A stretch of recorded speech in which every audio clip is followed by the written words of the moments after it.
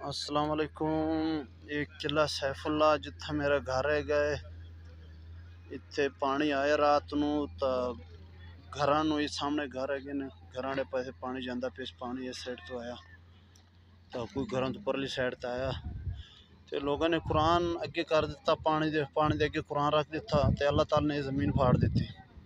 पानी जड़ा भी है जमीन के अंदर जाता पे ये पानी तो नजरदा पे है।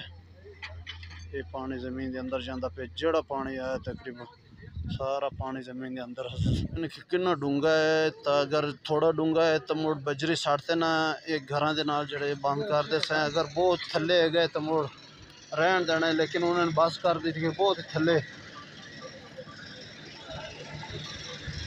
ये देखो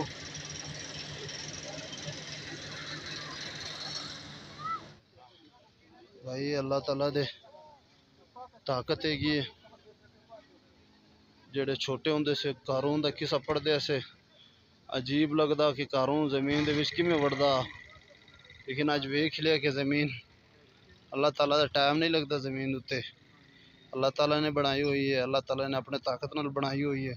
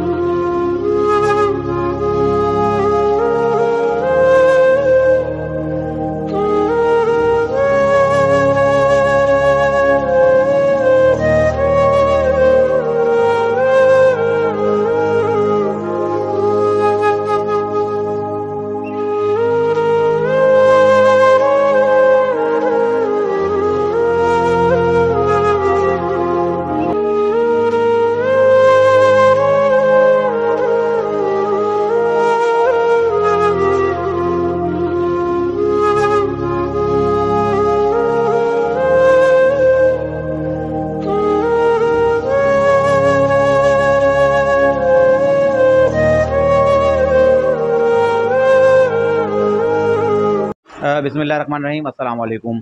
आज मैं मौजूद हूँ पाक मीडिया वेलफेयर एसोसिएशन की जानिब से जो है मुल्क में इस वक्त जो तबाही हुई है सैलाब और बारिशों से, इसके बाद जो है पाक मीडिया वेलफेयर एसोसिएशन की जानिब से जो है बाकायदा जो है अपने सैलाब ज़दा जो हमारे जो मुतासरीन लोग जो हैं उनके लिए बाकायदा जो है इमदाद के लिए कैंप का जो है बाकायदा आगाज़ किया गया है।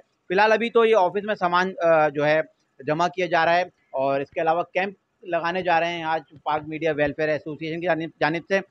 मेरे साथ मौजूद हैं सैयद अयाज अली भाई, जिनकी जानिब से आज जो है पाक मीडिया वेलफेयर एसोसिएशन के कैंप में जो है सामान जो है आज जो लाए हैं और ये सामान जो है कुछ दिनों बाद जो है अंदरून सिंध जो हमारे सैलाब से जो मुतासरा लोग हैं उनमें तकसीम किया जाएगा। अयाज भाई, सबसे पहले तो बहुत बहुत शुक्रिया कि भाई आपने जो है इस बुरे वक्त में जो है सैलाब से और बारिशों से जो मुतासिर लोग हैं इनकी इमदाद के लिए इस कार खैर में आपने हिस्सा लिया। आप ये बताएं कि आप अभी अंदरून सिंध से आए हैं कुछ दिनों पहले और वहाँ आप ऑलरेडी माशाल्लाह से आप ये कार खैर और ये इमदाद का काम आप पहले भी करके आए हैं, तो अंदरून सिंध के इस वक्त क्या हालात हैं? जीशान भाई, सबसे पहले तो आपका शुक्रिया, और इसमें शुक्रिया अदा करने वाली मेरे ख्याल से कोई बात नहीं है। ये हर मुसलमान पर फ़र्ज़ है। मैं घारो बदीन का विज़िट करके आया हूँ, 2 दिन हुए हैं, और वहाँ के हालात इस तरह के हैं आप पूछे ही मत। देख के दिल फटने को आ जाता है, कलेजा मुंह में आ जाता है। लोग ऐसे हालत में बैठे हुए हैं फुटपाथों पे, रोडों पे, इस तरह से हल्की सी चादरें लगा के बैठे हुए हैं। बच्चे बिलक रहे हैं, रो रहे हैं, औरतें बेचारी बीमार पड़ी हुई हैं। गवर्नमेंट का कोई पुरसाने हाल नहीं है। लिहाजा हम तो यही चाहेंगे कि हर मुसलमान का फ़र्ज़ बनता है जितना इस चीज़ में ज़्यादा से ज़्यादा हिस्सा दें तो अच्छी बात है। ये बताएं कि इस वक्त जो वहाँ आप जिन इलाकों से आ रहे हैं, इस वक्त वहाँ सबसे ज़्यादा किस चीज़ की ज़रूरत है?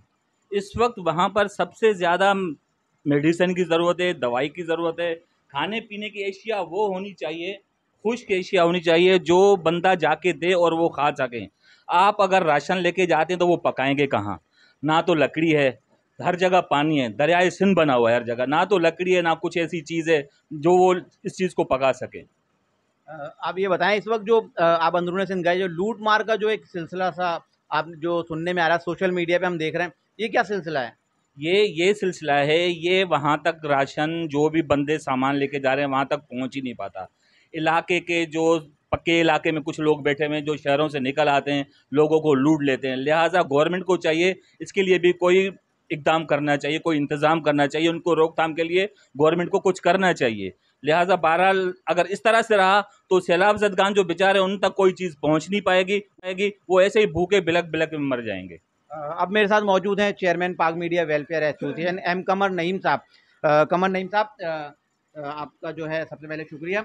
बहुत ज़बरदस्त काम करने जा रहे हैं आप, जो अब ये इमदादी कैंप जो लगाया है, ये सिलसिला जो है आपने जो है अब जो आपने लेके चलना है, आपने किन किन दोस्तों के ताउन से आप ये सिलसिला आगे लेके चल रहे हैं? देखिए, बिस्मिल्लाहिर्रहमानिर्रहीम। सबसे बड़ी खुशी की बात यह है कि हमारे जो दोस्त है इस कार खैर में इस तरह आगे आ रहे हैं जिसका मुझे ख़ुद भी तसव्वुर नहीं था, लेकिन अल्लाह का करम है कि अभी भी लोग नेक लोग अच्छे लोग हैं, जिसकी वजह से जितने भी मतलब वो NGOs है वो कामयाब है। और जो लोग कामयाब हैं उसके पीछे उनकी अपनी नीयत है। नीयत ये होनी चाहिए कि जो लोग ये सब सामान इकट्ठा कर रहे हैं, हकदार को हक तो वहाँ तक पहुँचा दें। परेशानियाँ ज़रूर है, लेकिन उम्मीद करता हूँ कि अल्लाह ने अगर हमारा साथ दिया, हमारे दोस्तों ने, हमारे अहबाब ने, तो हम इस मकसद में ज़रूर कामयाब होंगे। और उम्मीद करता हूँ कि अल्लाह की रहमतें और हमारे दोस्तों की मुखलिस प्यार मोहब्बत, इस चीज़ को हम पाए तकमील तक ज़रूर पहुँचाएँगे।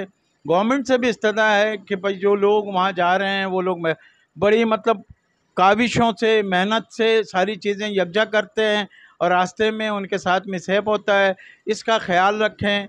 और इन चीज़ों से लोगों की हौसला शिकनी होती है। उम्मीद करता हूँ कि इसको ज़रूर गौर करेंगे गवर्नमेंट ऑफ सिंध।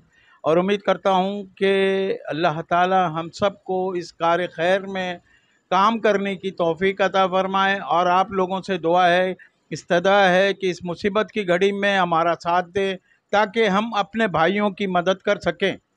ये बताइएगा, क्योंकि आप एक सहाफ़ी भी हैं, तज्ज़िया कार भी हैं, जो बैरूनी इमदाद आ रही है और हुकूमत की जानिब से जो इमदाद का ऐलान किया जा रहा है, अगर मेरे एक नाक़िस तज्ज़िये के मुताबिक अगर उसमें से अगर उनको 50% भी अगर हकदारों को हक दे दिया जाए और जो इमदाद जो आ रही है उस तकसीम कर दी जाए तो ये मसला हल हो जाता है। इस पर आप क्या कहेंगे?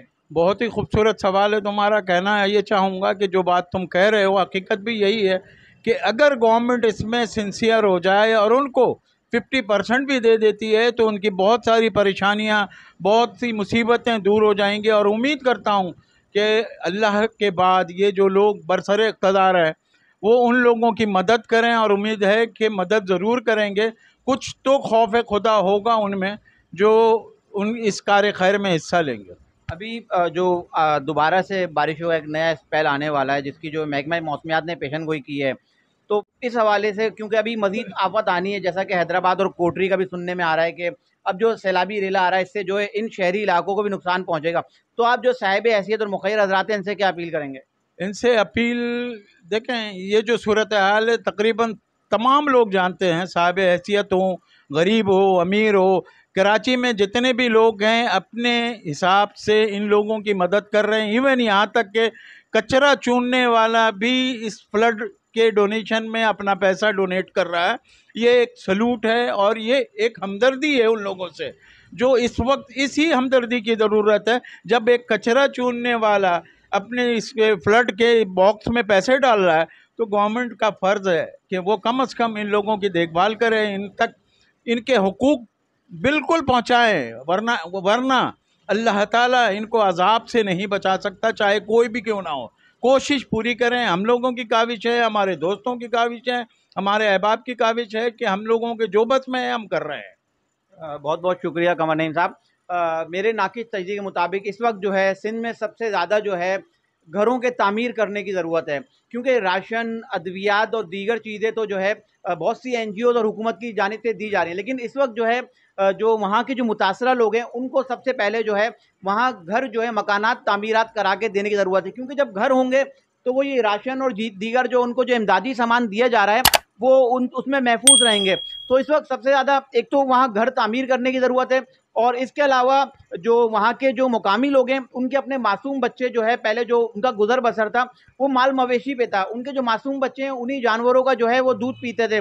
अब जबकि बारिशों और सैलाब में जो है उनके माल मवेशी बह गए, अब उनके बच्चे जो है दूध पीने से महरूम है, तो वो जो है पाउडर का जो दूध है वो पीने पे मजबूर है। मेरी साहिब हैसियत और मुखैर लोगों से अपील है कि ख़ास तौर पे इन दो चीज़ों का ख्याल करें, एक तो वहाँ लोगों को घर तामीर करके दें, और दूसरा जो वहाँ जो मासूम बच्चे हैं उनके लिए खुश्क दूध का इंतज़ाम किया जाए।